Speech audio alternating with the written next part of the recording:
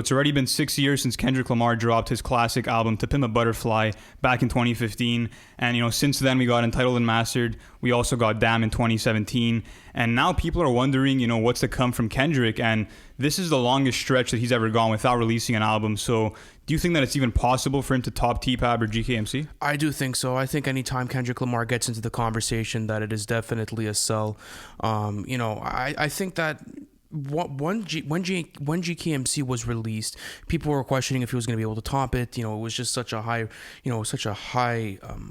placed album. It had such a stature. When you think about GKMC, you think about a timeless classic, something that's going to live on through the ages, and he topped it. And at least in my definition, To Pimp A Butterfly is one of my favorite albums of all time. It's tied with 2001 by Dr. Dre, and I gotta say this now. The only thing that's kind of making me say no, I don't think it's gonna top T-Pab is because we got Damn in the middle, so we kind of see what that was like, and how he was gonna top the last one.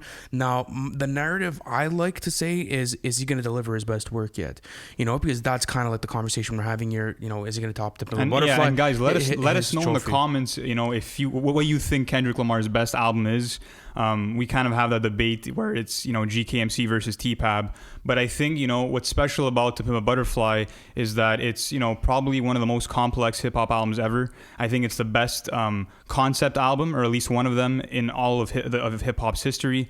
And I just feel like for him to top that, is it possible? Yes. But, he'll have to go into a completely different direction, and like he always does. I mean, Damn was, his most personal work, and I feel like at this point, Kendrick's given us so much insight on his own life and his own experiences that, he's going to go into something different and maybe jump into someone else's perspective. Yeah, and we mentioned this on the podcast a couple of times, how artists come in and reinvent themselves with each project, and, I'm okay with that. I regardless of what he gives us, I think it's going to be a genuine vibe, and I think it's going to be something great. And we had done a YouTube video where we were like, okay, what type of aesthetic is he going to drop? What type of collaborators would we like to see? But I mean, what would, if you had to put an equation to it, what would Kendrick really need to do in your eyes? By the way, completely unbiased, fuck what everyone else thinks. In your eyes, what would you say is the one thing Kendrick Lamar needs to do?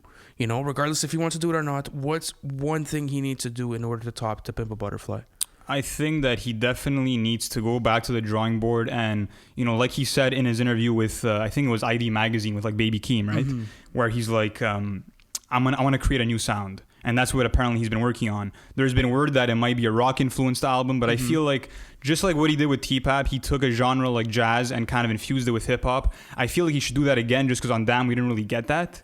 Obviously we got a different, set of productions and aesthetic, but he didn't really infuse two genres. So I feel like if he would, do that kind of genre bending again, and, maybe told someone else's story. I'm really strong on that concept of him kind of stepping out of his shoes and, telling us a narrative from someone else's perspective, just because he's done that on so many songs, and those are some of his best songs. If you look at, Sing About Me, I'm Dying of Thirst, How Much a Dollar Cost, These Walls, every time that he does that, it takes you to another world, man. Yeah, every time he gives you that deep introspection, it really gets nice. And I gotta agree with you. I'd like to see an alter ego from Kendrick. I don't know how he would build it or what type of narrative we would go over. But you had a cool concept, didn't you? Something that you had drawn up. What was that? Yeah, so he was spotted shooting a music video in LA. I think it was September of 2020. Yes, sir. And he was actually, on a telephone booth on the phone, and he was in these really kind of dirty kind of clothes, I would say.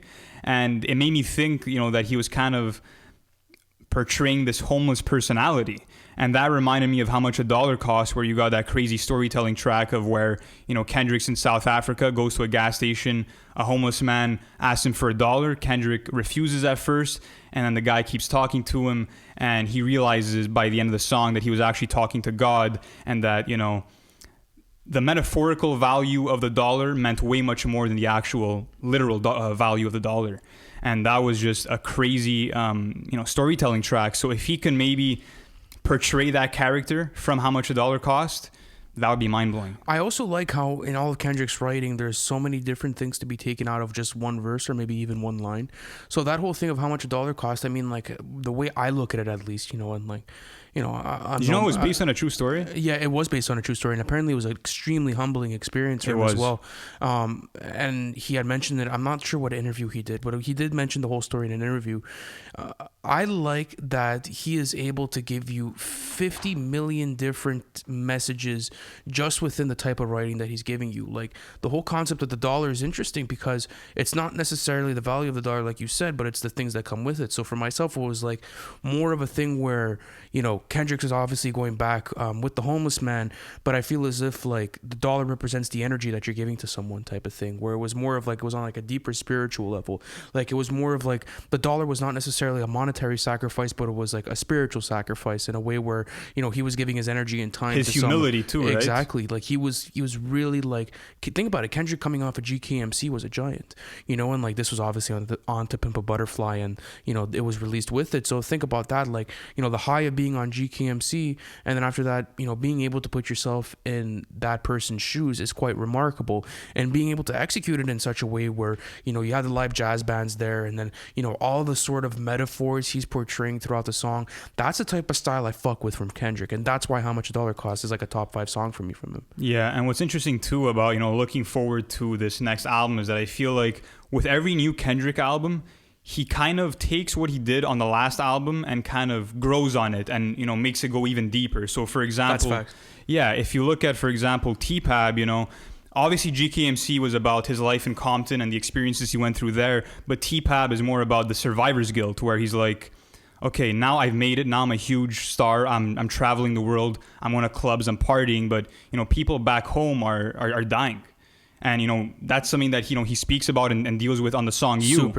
Super deep concept. And the whole skit of the maid knocking at the door, and you hear the bottles clanking in the microphone, and, you hear the raw pain in his voice, like, and then he gives the personal anecdote of how he lost someone. It's an absolutely incredible song. Excuse me. And I think like that's what was portrayed throughout that whole album was raw pain. Like, it was really like all of Kendrick's like uncertainties and all of his deepest sort of fuck ups in one beautiful album, mixed with, as I said, live jazz bands. And I liked it because it was so honest in an approach, because Kendrick could have taken any other approach after GKMC and people still would have bought the album. Do you think that it was the biggest risk that he ever took in his career? He low-key takes risks on each and every single one of his projects. Like, I could even say that about Damn. Like, Damn was a huge fucking risk, because like it was his most personal project too, where he was really talking about his anxieties, and he was also talking about shit on a different level. To Pimp A Butterfly was really about what was going on in his social environment, going on, his career, the physical state. I feel as if Damn was more on the spiritual state, where it was like really him diving deep into his anxieties and certain emotions. And I feel as if like that transition showed the growth from Kendrick. Like, Kendrick went back from when he was a kid in GKMC, wrote about everything he saw, took that concept of growing to where he was with the Pimp A Butterfly after he made it out of that scene, and then what happened when he delivered that brought him to a whole other legendary status, which brought a certain amount of spiritual distress. And that's what I fuck with about Kendrick's discography, is like it's this one big timeline of him literally regurgitating what's going on in his life. And like we were saying earlier, Damn is his most personal body of work. So like you were saying, that progression of, where he started, where he grew up to where, he got to a point where his career was at its highest point, and then him kind of internalizing it all on Damn. I think that at this point, he can't really get much more personal. And that's another reason why I think he won't tell his own story on the next album. And to build on that even more, Kendrick likes to, take a story from one song and add it on to another. I'll give you an example. On the song These Walls, that song's about Kendrick having an affair with the man that killed his best friend while he's in jail. Okay. And then if you look at a song like Mona Lisa off of C5, where Kendrick featured, he goes back, but he changes perspective, and now he's talking through the perspective of the guy that was in jail, that Kendrick, was having an affair with his wife, where it was to a point where he's showing two sides of the spectrum. So on How Much a Dollar Cost, we got Kendrick's side, but we didn't get the homeless man's perspective. So maybe we'll see how the homeless man's life probably plays out after that moment as well. Or maybe it'll be, you know, a bunch of different narratives. But what's interesting too is that a lot of people were kind of saying, you know, now in the climate of the U.S. with all of this police brutality and all of these injustices, people want to hear from him just because they view him as kind of, you know, the voice of this generation. Just because I don't think that any other artist has made as much of a social impact in hip hop in the last decade. A very big cultural impact. Yeah, and I just feel like, you know, on Mortal Man, for example, on the outro of T-Pab, you know, he talks about how, you know, people want him people want to see him on the level of Nelson Mandela, of Martin Luther King Jr., of Tupac Shakur, in the sense that, you know, he can really guide people and have answers for them on how to get through these struggles. And I think that he feels pressure about that. You think so? I think he feels pressure just because, you know, how can one man really solve all of these issues? I mean, he can provide guidance and, you know, give his insight on it, but, you know, he won't have all the solutions. So maybe that's something that he's been struggling with. Maybe that's why he's been waiting so long to craft this album, just because he wants to craft something that's going to live on and have the same impact that T-Pab did. Maybe the approach is also too that he wants to give the perspective of the lowest point, right? And make people understand that there is human life on this world, and that everything doesn't necessarily have to stick to what we see on social media. Like, that's something that I really want from Kendrick in this next album, is to show not only his fans but the world what it's like to be human again, because I feel as if there's been a huge disconnect. And, you know, at this point, like, a Kendrick album could really do that. Like, we know what type of influence he has over the genre. When he dropped Damn, the whole industry stopped. He had a major night at the Grammys. He sold over 600,000 units first week. So, like, this could be another huge fucking album for him. And not only that, but I mean, you know, you look at what he's going to be doing as far as the production level on it. Like, where does he stand on that? Does he go back, maybe have it executive produced? Like, Nick was saying something about Dr. Dre producing his next album. Like, who the fuck knows, man? Like, this it's thing possible. I think the only confirmed collaborator so far is Thundercat, which, you know, his bass lines on T-Pab were just out of this world. Yeah. So I don't mind seeing them work together again. But it's just interesting because a lot of people are thinking that certain artists are worried to drop soon because Kendrick might come in and overshadow their drops. You think so? Yeah, there was a theory. I can't remember the name of the user, but someone dropped it in our YouTube comments on the Kendrick video that we did most recently, where he's like, Drake is probably scared to drop because it might be a More Life Damn situation where More Life dropped in March and Damn dropped in April, and Damn kind of overshadowed More Life. Both quality projects, but Damn kind of, you know, stayed in people's rotation for longer, and, you know, it did its thing. We'll keep it at that. But anyways, regardless, back to the point. I mean, yes, I think that is a valid argument, just because anytime Kendrick drops, as I said before, the whole fucking world stops and they stare. And I want to see that again. You know, like, if that's the magnitude we're playing at, then that's the magnitude we're playing at. And it's been so long, dude. It's been so fucking long. Like, I'm just so down to hear from Kendrick. It's like, regardless of the material that he delivers, I'm going to be there and I'm going to be listening. I'm with it. I think one concern that I have with this next album, it's not a real concern just because I know that Kendrick, if there's one thing that's guaranteed with a Kendrick album, it's quality. It is quality. But at the end of the day, you know, my concern might be that over the last couple of years, maybe he hasn't had the life experiences to actually, you know, craft something that's totally original and that speaks to him and where he's at. Thing. I don't know. Because if you look at T-Pab, you know, he made that in the span of a year. I think it was in 2014. He was touring in South Africa, and, you know, being back, you know, with his roots and actually visiting, I think it was Nelson Mandela's jail cell. That's what inspired the whole vision and concept of that album. So now with COVID, like, how inspired can he really be? I don't know, man. That's for him to tell me, you know? So, like, that's what I'm down to hear. Like, regardless of the situation with COVID, we have to look at these artists as people as well, you know? Like, these people go, especially in 4 years, man. 4 years could do a lot of fucking shit to you. And maybe we don't, like, I don't know. I don't have those answers on what's gone on in his personal life. But regardless, it's 4 years, you know? People, especially at that stature, you definitely have shit that's happening to you and shit that's going down with you, you know? So that's true. I mean, regardless, like, he's gonna give us something personal and well thought out. It depends on the delivery. Like, does he do it throughout himself, or does he do it throughout the alter ego? I think the more diverse place would be the alter ego, but is that where you want him to go? It's definitely where it's just something different. I haven't heard it from him. You know, I've never heard a full project of Kendrick really diving into that. And would you want him to kind of tap into, let's say, one character or alter ego, or kind of a variety of them, or a couple? No, I would say one. Okay. I personally. Yeah. That's I fair. think concept albums that are made around alter egos. So, you know, if let's say I put Mad Villainy, like I could put Mad Villainy in there. I would put Slim Shady LP. You know, those albums were so well crafted, especially like those level of lyricists. They're able to do it so well because it's one concise idea, and then after that, it's sprung into one big track list. And that's what I want to see here. Like once you start bringing in like a couple of different alter egos, it starts to feel a bit weird, and I'm not a big fan of that myself. And to be honest with you, it would be such a great move for him because no one's done it in so long. I mean, the only time we've really like actually got a taste from an alter ego from a guy that big was Kill Edward from J. Cole, and I don't. And think that was off like what, like just that one feature. I think, was it a feature? Like what? That's what I'm trying to say. It was really nothing besides a couple of social media accounts and promotions. There was supposed to be a Kill Edward album, but that never really saw the light of day. I don't know. I think that was rumors. I don't think that's ever going to come out. But regardless, what I'm trying to say is like it would be a really refreshing concept to bring back to the genre because we see that people are just fucking cookie cluttering this shit at this point, right? Like so much material has dropped. There's so many timeless classics. It's kind of like, who the fuck's gonna deliver a classic at this point? Like everything's been done before. Yeah. You know, and then I guess the people we call our leaders in this generation are the people who, you know, really go past that bell curve and get it done. So do you think that it's going to be a case with people where, you know, not the fan base is split because I think most people are big fans of Damn, but there was a bit of criticism with Damn because it didn't live up to the hype of To Pimp A Butterfly. I think that just happens naturally, just because, you know, two big drops like that, and then obviously you get something that's maybe not on the quality in quotations if it's a subjective thing.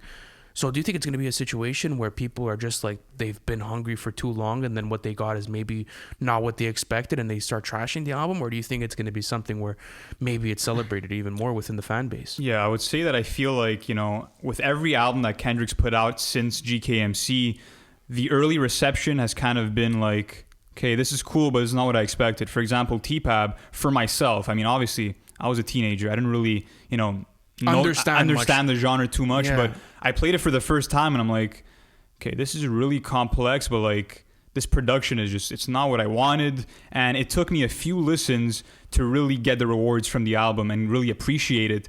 And I feel like it was the same case with me for Damn, where it took a few listens and to really understand the sequencing of the album and kind of how it flowed all together, and then playing it in reverse added another, you know, layer of substance to me.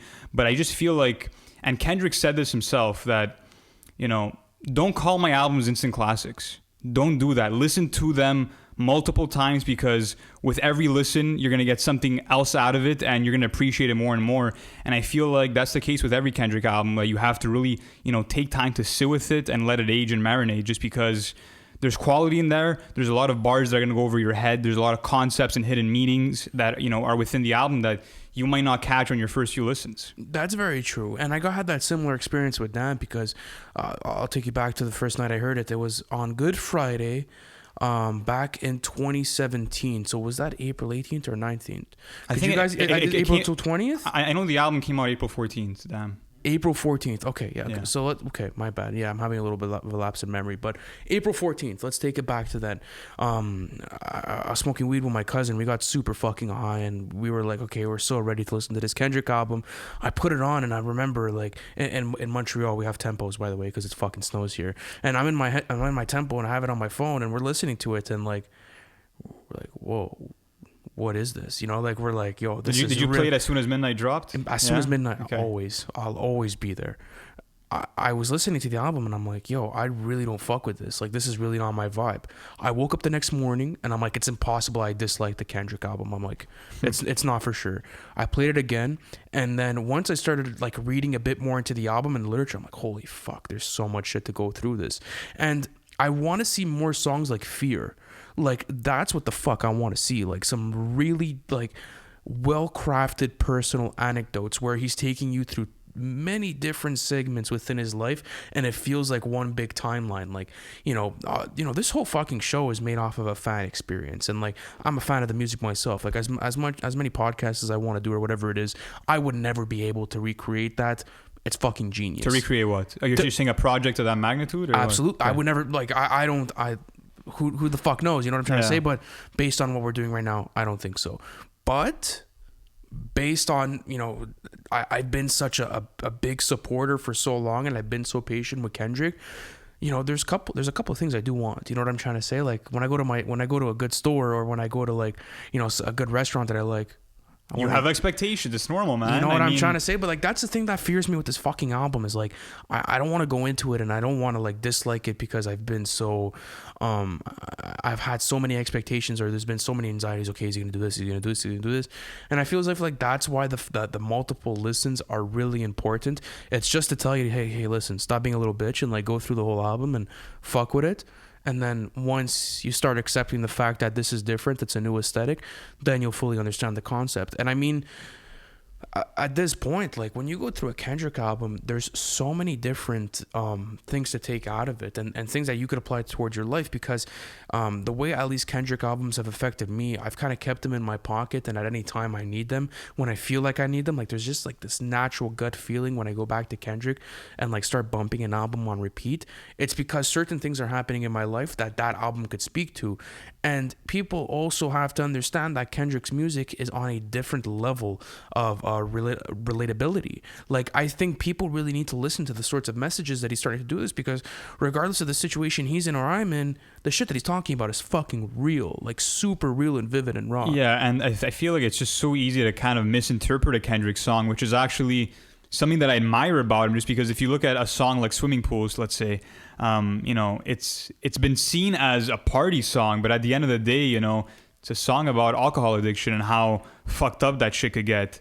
And it's the same thing, if you look at a song like For Free off of T-Pab, where, he's talking about his lust for women, but really what he's talking about is rappers trying to, earn a quick dollar in the game and kind of make music that, is profitable but doesn't speak to their integrity just to make that quick dollar. So there's always these double meanings, and I just feel like on the next album, I feel like he just needs to come back with that cinematic quality and really make something complex, just because that's what he's known to do. And his music can speak to someone who doesn't want to look into, the details and to all the intricate shit, but it also speaks to someone who wants all of those layered meanings. So you're getting the best of both worlds with Kendrick. Kind of like an Andre 3K vibe. Yeah. A person that could really, sell units and move some heavy fucking commercial success, but also someone that when you dive into the music, it's super fucking, it's just layers. It's like this fucking infinite onion, bro. You're just going through and you don't know when it's going to stop, because it never really stops, right? And if there's one word I have to put towards a Kendrick album, regardless of the album, if it's Damn, GKMC, or To Pimp A Butterfly, it's infinite. There are infinite amounts of possibilities and sort of messages that you could take out of those albums, regardless if they're complex or not, or regardless, of how you're going to apply them to your life. And one of the biggest things I like to do when I listen to a Kendrick album is putting myself in the shoes of Kendrick in whatever way I can. And he makes it so easy for you to do so, though. Absolutely. Like, it's like you're wearing his goggles. You kind of see everything that's going on around you just through his writing and just through his speaking. And it's interesting because Kendrick has a certain level of status, and he doesn't use it as an advantage in his music, which is quite remarkable, because if Kendrick wanted to, man, like, he could make like a full album just full of club hits. Like, we know Kendrick could do that, but he doesn't, which is really admirable. And he could have kind of done that with T-Pab as a second album, just because artists are kind of known to do that with their second albums after they've popped off after their debut. If you look at Nas, let's say, when he put out Illmatic, and then he put out It Was Written right after, he had that Lauryn Hill feature. He had kind of songs that appealed more to the radio. And I'm not to say that It Was Written is a bad album and that it's not quality, but it's just he went for that kind of mainstream appeal, let's say. But Kendrick did not go in that direction at all with T-Pab. And I feel like the way that Kendrick has kind of shaped my listening and kind of affected me in my own personal life is just opening my eyes to the realities of inequality. Like, for example, when I first heard T-Pab and I heard a song like All Right, for example, I was blown away just because it really opened my eyes to my own, let's say, white privilege and my own, ability to grow up in the suburbs and not go through, the injustices that, African Americans face on a daily basis. Like, that really opened my eyes. Like, how the fuck is it fair that just because you're born with a certain type of color of skin that you're treated differently? How the fuck is that fair? And that really opened up my eyes to how privileged I am and how lucky I am, to not have to deal with that shit. But why the fuck should they? You know what I mean? It's a super personal album on that point, because like it kind of gives you he allows you to feel whatever type of emotion he wants you to feel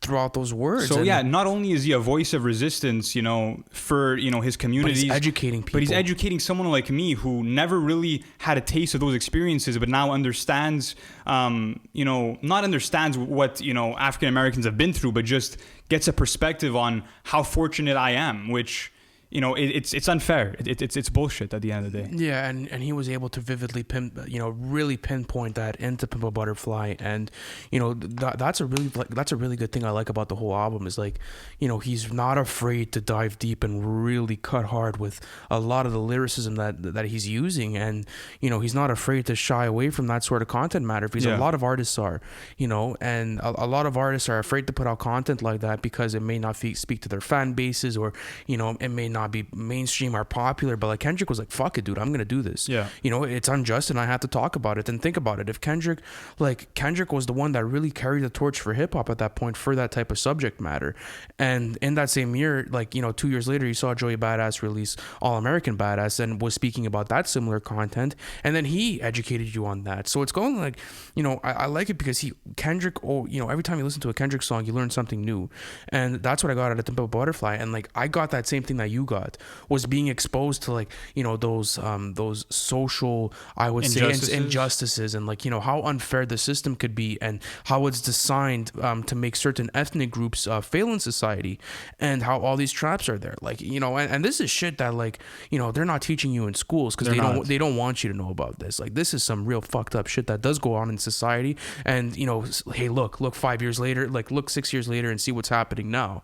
So it's kind of like Kendrick was calling the future, dude. Kendrick was really waking people up, and especially his fan base. Think how big his fan base was and what type of ideologies he spread throughout that fan base. It was always love. It was always equality. It was always peace. It was respect. It was, unity with your brothers. It was, it's a different type of vibration with Kendrick. It's not necessarily about, commercial or polluting your energy. It's really about protecting your energy.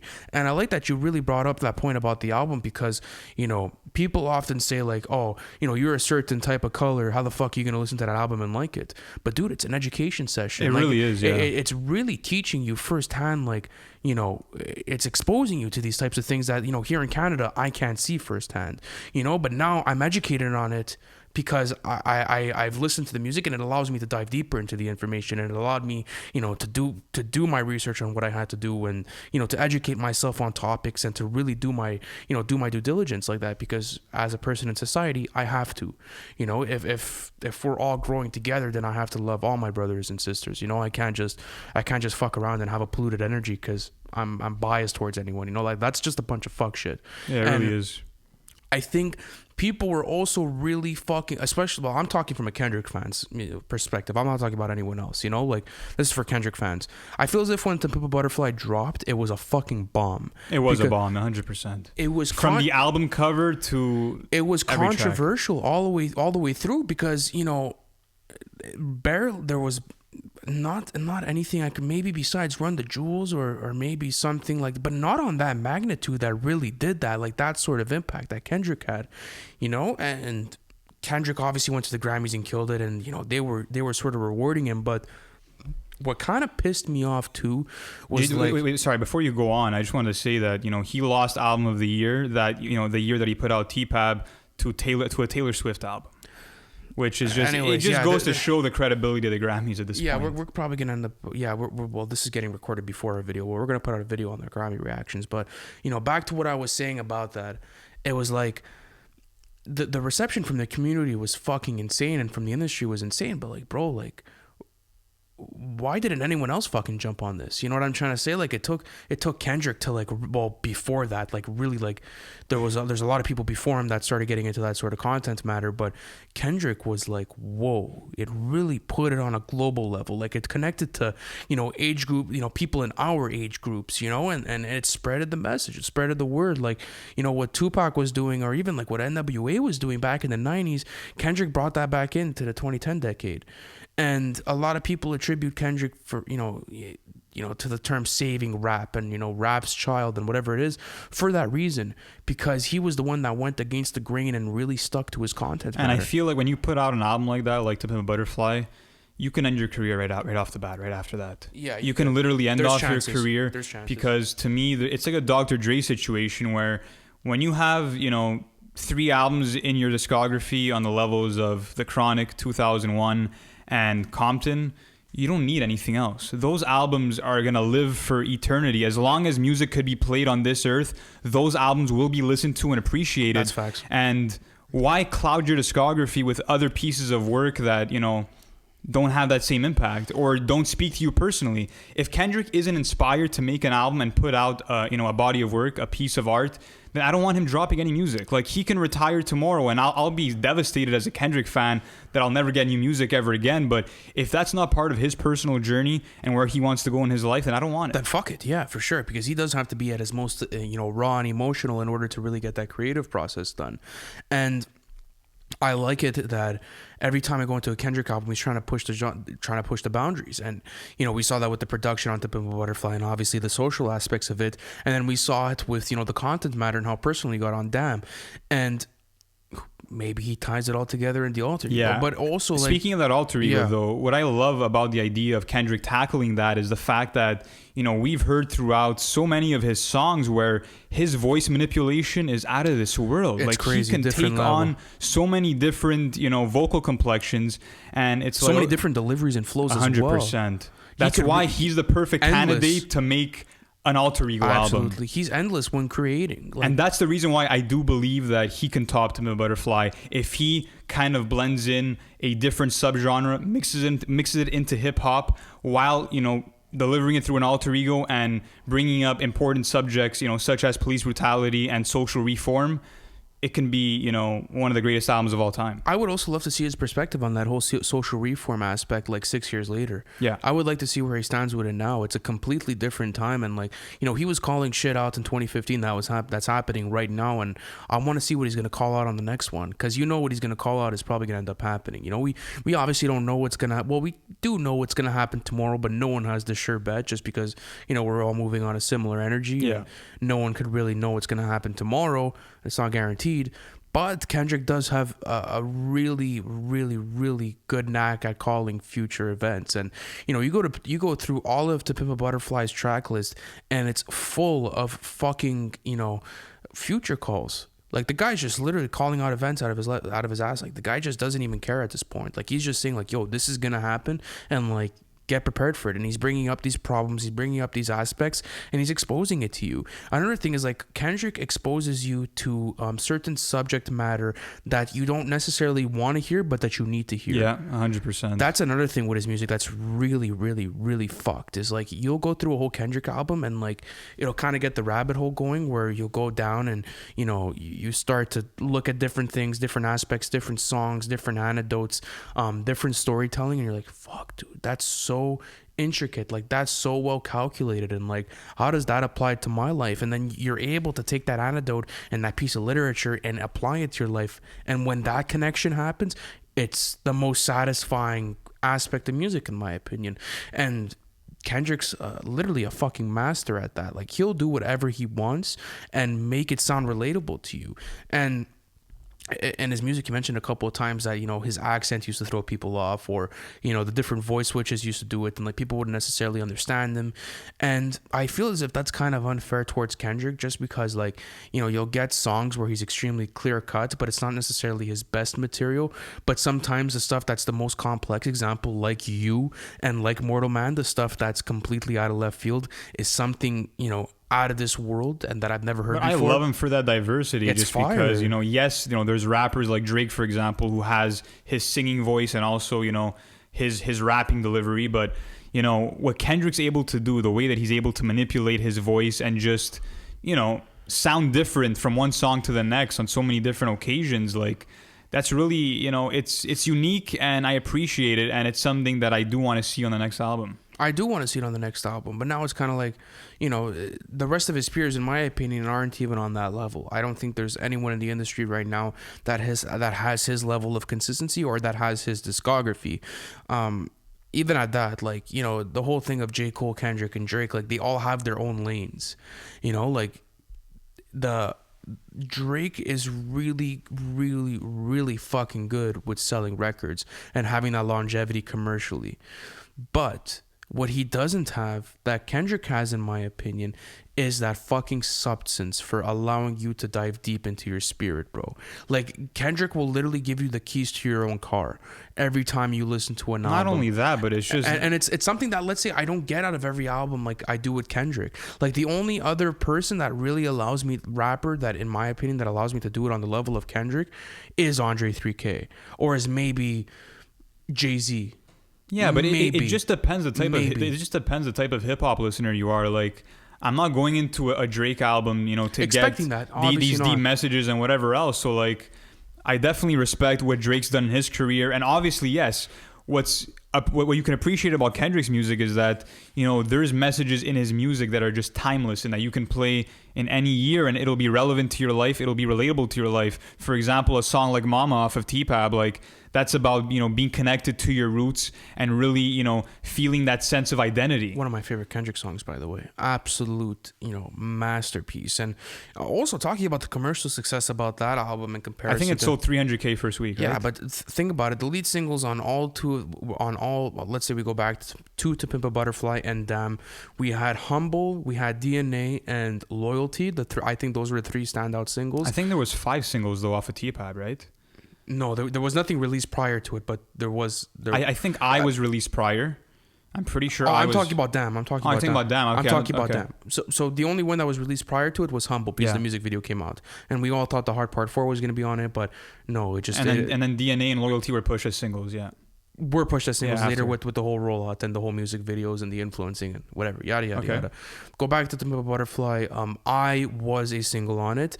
And I would say the 2 tracks that really got pushed the hardest were King Kunta and All Right. Go through all of those tracks, with the exception of maybe Loyalty. Bro, insane pieces of literature. You're saying on Damn or on T-Pab? On both. Okay. Look at Kendrick's standout commercial hits, the ones that are supposed to, let's say, have the less substance, probably have the most substance out of any other song on that album. You can make an argument for it, because that's the thing with any Kendrick song.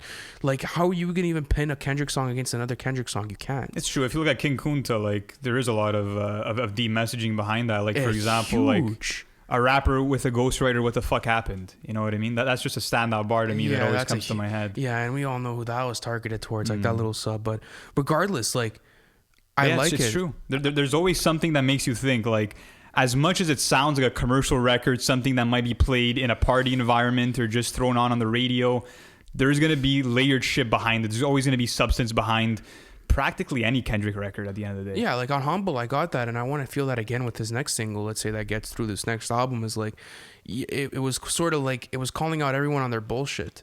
Like, he was like, yeah, look where I'm from, but look where I'm at now. And, like, you guys only have this, so why are you guys gloating like that, if that makes sense to you? You know, like, he was sort of explaining his situation at the beginning of the song, like, you know, talking about how, you know, he had experiences with his grandmother, like, you know, kind of taking you back with it. And, you know, then he starts getting a bit more braggadocious. And then once you get to the hook, it's just like, yo, shut the fuck up and, like, do your shit. You know what I'm trying to say? Like, stop trying to be something you're not. Like, and he literally called out 99% of the industry, and it completely flew over people's heads. Like, that's another thing, is like, with a Kendrick album, those lead singles are always fucking powerful. And there's a lot of shit, because he knows people are going to hear them. He knows people are going to hear 100%. them. And think about the state of hip hop in 2017 with that whole shift of, you know, the new generation coming in, especially with Migos, like, really kicking in the door type shit. And you know, mumble rap making a huge appearance. Like, that 2016, well, let's say 2015 with DS2, let's say that's when it really fucking, like, picked up, and, like, Metro Boomin. Yeah, and that was cool to see Kendrick also kind of rap on, like, trap beats, let's say, where you got the Mike Will production on songs like DNA, for example. Yeah, and that spoke massive wavelengths, because it allowed people to see that, you know, this is all smoking mirrors, that it's not necessarily, you know, your favorite artist that you're fucking with, they don't necessarily fuck with you. And they don't care about you. They're feeding you garbage, and they're making money off you. I want to ask you one more question before we actually wrap this up. So, make a prediction. Will Kendrick's next album be better than T-Pab, and tell me why? Yes or no, and then why? Oh fuck. I don't know, man. Just for the fun of the question. Just for the fun of the question. Man. It sucks, man, because I have such a personal connection to Kendrick's music that like I'm okay with whatever. Like I don't care if it's not on the quality of To Pimp A Butterfly. Like I'm gonna fuck with it. And to be honest with you, like I think maybe it will be just because like he's grown as an artist since then, you know, and like we saw it with Damn, like there was like some like his writing on Damn, in my opinion, was just as good as To Pimp A Butterfly. Like as far as like, you know, the double entendres going, like that sort of stuff. I think Damn was just way too complicated for people to even understand on that level. Like Damn was a really big spiritual like experience for me. It was different. Like it was a different type of vibe. It wasn't necessarily something you could, you know, feel or put in your hands, but it was something that like, you know, you understand at the end of the listen, and each and every single time you listen to it, you get closer to a question you think you have the answer to, but you don't necessarily have the answer to. So if I think he's gonna top it, you're gonna say yes. I'm gonna say yes personally. Yeah, I'll say yes. I think it's safe to say yes. I mean, I'm always rooting for Kendrick. I hope he tops it. I think he's gonna top it just because, like I said earlier, I think he's gonna go into that alter ego. I think that he's gonna bring back a style of hip hop that we haven't seen in so long. I think he's gonna maybe bring in some rock sounds or sounds from a different genre, fuse it into hip hop, and not only that, but like I said earlier, this is the biggest gap that we've had between two Kendrick albums. So he's had the most time to work on this next album. So I feel like he's gonna craft something out of this world, and that it's gonna blow us away like every Kendrick album does. And a Kendrick album is always needed, guys. And listen, if you liked Kendrick content like this, we're covering the whole rollout. You know, we're doing aux content on this, like, you know, what's gonna happen before the album drops, and you know, what could you expect for it, and then we actually review the album, which we always release at midnight and we go through. But you know, it's always a pleasure talking about Kendrick, because you know, we're gonna get back to him and we're gonna do this stuff. And shout out to the Discord boys, by the way.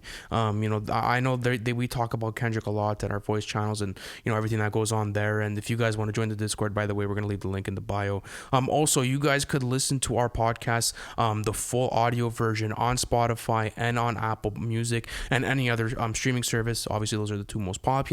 Not only that, guys, but we are connecting the world to hip hop. Tell your friends about this. I know I say it on every episode. But one last question before I leave you off, man. If you had to see one producer take care of this whole album, let's say Kendrick had one producer in mind, who would you want to see? That's really a tough question to answer. Besides Dr. Dre. Okay. I would have to go with No ID. Yes. I would go with No ID just because we see what he's done with Jay-Z in his later work. We saw, you know, what he's done for artists like Logic, like artists like Common. At this point in Kendrick's career, I think that No ID has that veteran kind of approach to music where he's seen it all, and he'll probably be able to understand Kendrick's vibe and to know where he wants to go with it. I would probably have to. It's a two-way tie between RZA and Madlib. I would want to see either both of them. Kendrick called Madlib. He tried to get in touch with him to work on TPAB, but apparently they just couldn't get connected. Thank you so much, guys, for watching the episode. Listen, we got a lot of stuff going on here at NFR. You guys could join our community by joining our Discord chat. It's absolutely popping. The link is going to be in the bio, guys. And listen, hit the like button, hit the subscribe button, and the notification tabs. We're doing daily content here at NFR Podcast. Thank you guys for sticking in, and I'll see you on the next one.